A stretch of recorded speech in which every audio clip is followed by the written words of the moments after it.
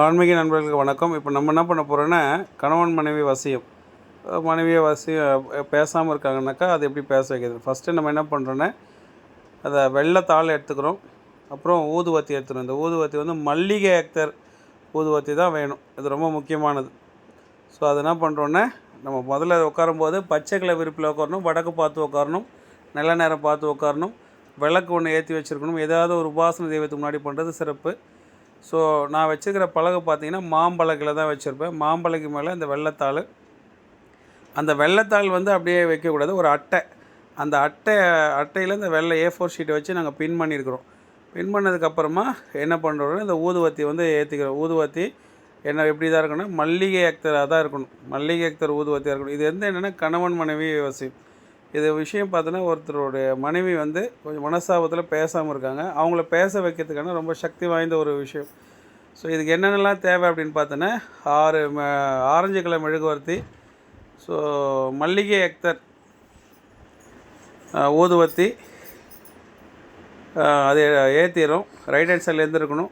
அப்புறம் சந்தன கரைசல் வந்து வேணும். அந்த சந்தன கரைசல் இப்போ இருக்குல்லையே, அதை கரைச்சிட்டு அதான் சந்தன கரைசல் வந்து பன்னீரில் போட்டு கலக்கியிருக்கணும். ஸோ இது வந்து பார்த்திங்கன்னா அருங்கோணம் வரைஞ்சிக்கணும். இந்த அதில் எது எதுனா அதையே ஊதுவத்தி குச்சி வச்சு தான் வரையணும். ஸோ எந்த கவன சிதறலும் இருக்கக்கூடாது. சந்தன அக்தர் சந்தன கரைசலில் அதை ஃபஸ்ட்டு பாருங்கள், அந்த அருங்கோணம் வரைஞ்சிக்கிறேன். எல்லாமே கஷ்டம்தான். கஷ்டப்படாமல் எந்த ஒரு விஷயங்கள் செஞ்சாலும் அது வந்து பலிதமாகாது. உடல் உழைப்பு வேணும்ப்பா. வலிக்கும், விடவே முடியாது. அதெல்லாம் செய்யணும். நம்ம ஏசி ரூம்லேயே வாழ்ந்தோம்னா இருந்தால் கூட, ஸோ இந்த விஷயங்களுக்கு வந்து நம்ம தியாகம் பண்ணிக்கணும். தியாகம் பண்ணால் தான் அது வந்து வரும். ஸோ இன்னொரு முக்கியமான விஷயம், நான் அருங்கோணம் வரையும் போது வேறு எந்த சிந்தனைகள் இருக்கக்கூடாது. யார் நம்மக்கிட்ட கேஸ் கொடுத்துருக்காங்களோ அவங்களோட வேலை முடியணும் அப்படின்னு ஆத்மார்த்தமாக நம்ம வந்து நினச்சிட்டே பண்ணணும். ஸோ இவங்க இன்னார் வந்து இன்னாரோட சேர்ந்தணும் அப்படின்னு. ஸோ நம்ம யாருக்காக செஞ்சு தரோமோ அவங்களும் நம்ம கூட இருக்கணும். இப்போ இவரோட தலை தெரியுது இல்லையா, அவருக்கு தான் அந்த விஷயம் வந்து தேவை. ஸோ இப்போது நம்ம அருங்கோணம் வரைஞ்சிட்டே இருக்கிறோம். ஸோ அவங்கள வந்து மனசார வேண்டிக்க சொன்னோம். நம்ம மந்திர உருவ கொடுக்குறோம், அவங்க மனசார வேண்டிக்கிறாங்க. இந்த பிரபஞ்சத்துக்கு நார்மலாகவே ஒரு விஷயம் ஒன்று நடந்தணும் நம்ம ஆத்மாத்மா கேட்கும்போது அது கண்டிப்பாக நடந்துடும் ஒரு வாட்டி.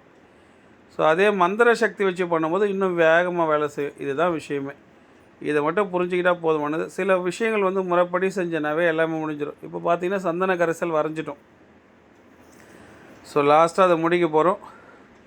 உங்களுக்கு பார்த்தீங்கன்னா தெரியும், சைடில் ஒரு ஃபோட்டோ இருக்குது. இதுதான் அந்த பர்டிகுலர் பர்சனுடைய மனைவியோட ஃபோட்டோ. ஸோ அந்த விஷயத்தை வந்து நம்ம எப்படி அவங்கள பேச வைக்கிறது அப்படின்றத பற்றி பார்க்க போகிறப்ப, அருங்கோணம் வரைஞ்சாச்சுப்பா. அருங்கோணம் வரைஞ்சி நம்ம என்ன பண்ணுறோம், அது கீழே வச்சாச்சு. இந்த ஊதுவத்தி ஏற்றியாச்சு. ஸோ எந்த காரணத்தை கொண்டும் அதை ஊதுவத்தி வந்து நெருப்பில் பற்றக்கூடாது. அந்த துணி மேலே பட்டுச்சு இப்போ. ஆனால் அது வந்து என்னாங்கன்னா ஹோல்ஸ் ஆகலை. அது வந்து அது வரைக்கும் சந்தோஷம். அது மாதிரி ஆகிச்சின்னா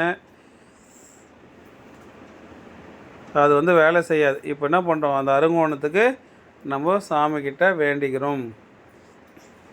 ஸோ வேண்டி எங்கே வச்சிடறோம். வேண்டி வச்சதுக்கப்புறமா என்ன பண்ண போகிறோம் அப்படின்னா, ஸோ நம்ம நிறைய ஊதுவத்தி ஏற்றிடும். ஸோ இப்போ அடுத்தது பார்த்தோன்னா இந்த ஃபோட்டோ, அப்புறம் அந்த கம்மு, அதாவது கம்முன்னா ஃபெவிகால் தான். அது அந்த யார் வந்து மனஸ்தாபத்தில் இருக்காங்களோ யாரை வந்து பேச வைக்கணுமோ அந்த ஃபோட்டோ வந்து இந்த அருங்கோணத்தோட நடுவில் வச்சிடணும். அவங்களோட பேர் எழுதி வச்சுருக்கணும். அது இங்கே வச்சிட்டோம்ப்பா. ஆச்சா, இது வச்சாச்சு. வச்சு முடித்த உடனே அந்த 6 முனைகளிலும் இந்த ஆரஞ்சு கலர் மெழுகுவத்தியை கொஞ்சம் அந்த மந்திரத்தை வந்து சொல்லி முடிக்கிற வரைக்கும் அது எரியிற மாதிரி பார்த்துக்கணும்ப்பா. இது விஷயம். ஸோ 6 பக்கத்துலேயே வைக்கிறோம்.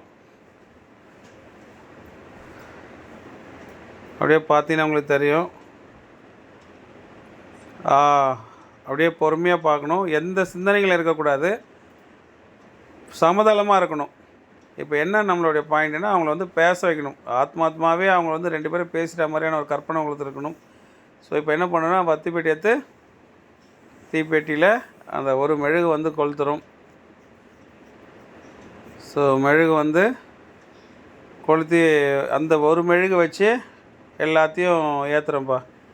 ஸோ நல்ல நேரம் பார்க்கணும். இது வந்து வளர்பிறையில் பண்ணால் ரொம்ப வீரியமாக வேலை செய்யும். வளர்பிறையில் எப்பவுமே வளர்ந்துட்டு போகக்கூடியது. வளர்ந்துட்டு போகிறதுனா அது பேசாமல் இருக்காங்க. இவங்கள பேச வைக்கிறதுக்கான அந்த எண்ண அலைகளை வசியம் அப்படின்றது என்ன அப்படின்னா, அவங்களுக்கு வந்து அந்த அந்த மனசை வந்து மாற்றுறது. அவர்கிட்ட எப்படியாவது பேசணும் பேசணும் பேசணும் அப்படின்ற எண்ணத்தை ஏற்படுத்தும். ஆனால் அதை மீறி அவங்க வந்து திமிரு பிடிச்சி போயிட்டு நான் பேசவே மாட்டேன். அவங்களுக்கு என்னென்னலாம் இருக்கும் பேசணுன்ற தோணும், கனவுல வரும்.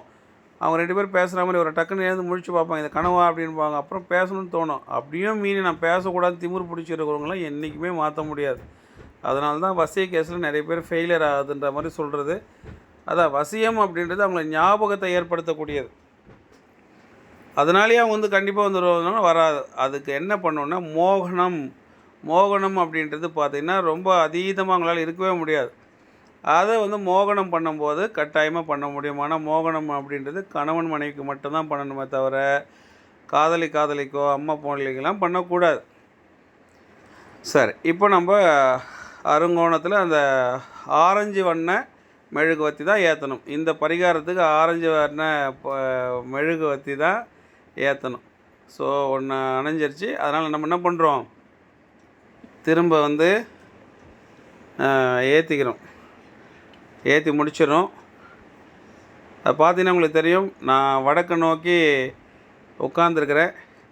நமக்கு நேராக இருக்கும். ரைட் ஹேண்ட் சைடில் வந்து மல்லிகை எக்தர் வாசம் இருக்கக்கூடிய ஊதுவத்தி தான் வைக்கணும். இதுக்கு அதான் பரிகாரம். இப்போ இந்த மந்திரத்தை வந்து படிக்கணும். ஸோ இந்த மந்திரத்தை வந்து ரொம்ப பெரிய மந்திரம் இது. ஸோ யார் இன்னார் வந்து இன்னார்கிட்ட பேசணும் அப்படின்றத வந்து நம்ம சொல்லணும். ஸோ அந்த மெழுகுவத்தையும் அணையாமல் பார்த்துக்கணும். ரொம்ப கவனம் தேவை.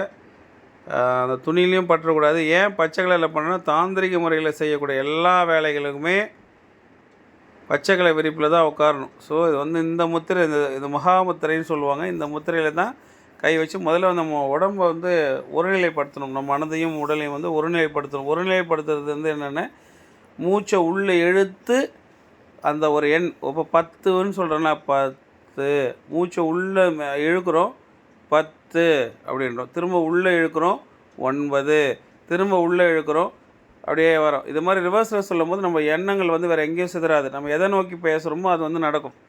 அதுக்கப்புறமா இந்த மந்திரத்தை வந்து நம்ம ஜபிக்க ஆரம்பிக்கணும். ஸோ இந்த மந்திரத்தில் வரும்போது இன்னார்னு வரும். அந்த இன்னார் அப்படின்ற இடத்துல பார்த்திங்கன்னா, அந்த ஃபோட்டோக்கு நடுவில் இருக்குது பார்த்திங்களா, அந்த அருங்கோணம் வரைஞ்சிருக்கு பார்த்திங்களா, அந்த அருங்கோணத்து நடுவில் அந்த அம்மா பேச வேண்டிய அம்மாவுடைய ஃபோட்டோ வச்சுருக்குறோம்.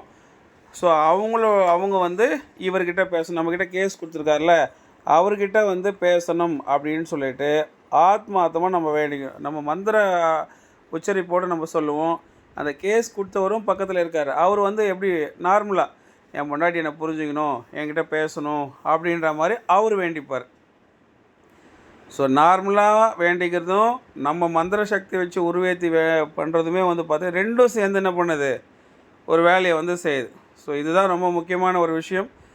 ஸோ இப்படி நம்ம மனசார சொல்ல சொல்ல சொல்ல சொல்ல சொல்ல சொல்ல சொல்ல அவங்களுக்கு வந்து இந்த பிரபஞ்சத்தின் மூலயமா தான் இந்த நிலம், நீர், காற்று, ஆகாயம், நெருப்பு, ஸோ இந்த 5 விஷயங்களையும் நம்மளுக்கான இதில் ஒரு மனுஷனுக்கு இந்த பஞ்சபூதங்களில் ஏதோ ஒன்று வந்து அவங்களுடைய சக்தியில் இருக்கும். ஸோ அதனால தான் நம்ம தாயத்து கட்டுற கயிறு கூட பஞ்சவர்ண நூலில் கட்டுவாங்க.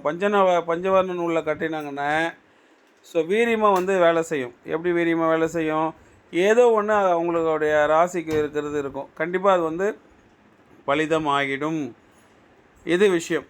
ஸோ இப்படி இருக்கும்போது கண்டிப்பாக இது வந்து பவராக வேலை செய்யும். இது ஒரு விஷயம் பார்த்திங்கன்னா, ஒரு அம்மாவுக்கு இதை செஞ்சு கொடுத்தோம்.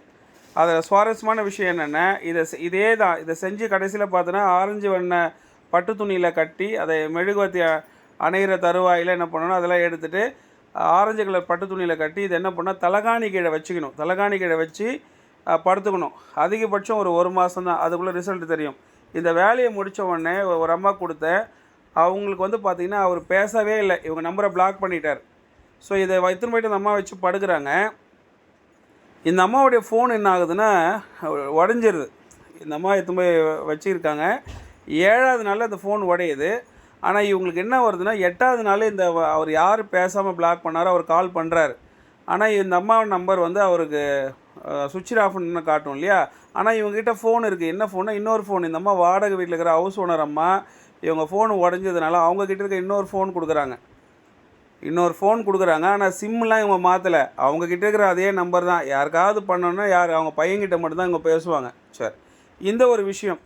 ஆனால் அவர் என்ன பண்ணுறாருன்னா, ஒரு வாரமாக ட்ரை பண்ணிவிட்டு கடைசியாக ஒரே ஒரு க்ளூ மட்டும்தான். என்ன க்ளூன்னு, இந்த அம்மா வேலைக்கு இந்த வழியாக தான் வருவாங்க. அவங்க மீட் பண்ணுற ஒரு பாயிண்ட் மட்டும் அவருக்கு தெரியும். அதாவது கரெக்டாக காலைல 8 மணிக்கு தான் அந்த அம்மா நடந்து கிராஸ் பண்ணுவாங்க. அந்த இடத்துல வந்து பர்டிகுலராக நிற்கிறார். இது ஒரு வாரம் ட்ரை பண்ணிவிட்டு. ஸோ அப்புறமா பார்த்தோன்னா இவர் கேட்குறாரு, எதுக்கு உங்கள் நம்பரை ஒரு வாரமாக பண்ணிகிட்ருக்கா, சுவிட்ச் ஆஃப்னு வருதுன்னு. அப்புறமா தான் இவங்க சொல்கிறாங்க, என் நம்பர் என்னை வந்து ஃபோன் உடஞ்சிருக்கு அப்படின்னு. அப்போ இந்த நம்பருக்கு பண்ணுங்கன்னு சொல்லிட்டு கொடுக்குறாங்க. அதுக்கப்புறமா என்ன ஆகுதுன்னு அவங்க 2 பேரும் பேசுகிறாங்க. ஸோ அவ்வளோ சக்தி வாய்ந்த முறை தான் இது.